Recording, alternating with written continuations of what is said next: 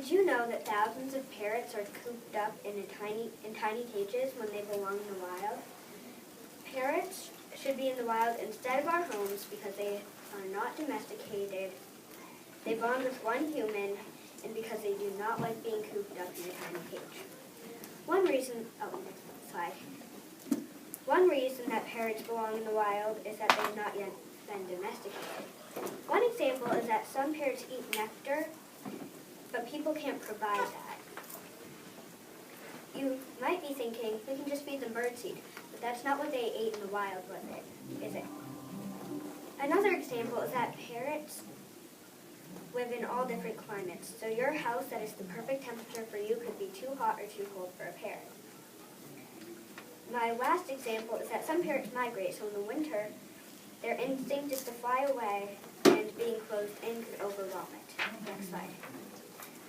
Another reason that parrots aren't good pets is that they bond with one human. And that can be a problem because they live for 75 plus years, about as long as a human. And if you have someone over to your house, they won't like it and will screech loudly. My mom's cousin once had a parrot, but they had to give it up because it didn't like his wife. That leads me to my next example. If you give one up, it will be unhappy because it has bonded with you. Next slide. My final reason that parrots aren't good pets is because they don't like being cooped up in a tiny cage. The people who previously owned my teacher's house had African gray parrots, and they were bored in a tiny cage. And when they were let out, they chewed all of the wooden surfaces in her house.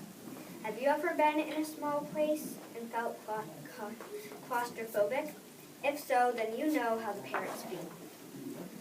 As you can see, next slide.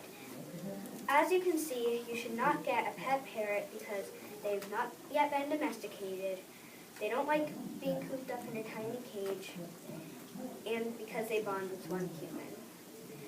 My family and I all believe that parrots belong in the wild, and I hope my essay makes you believe in that too.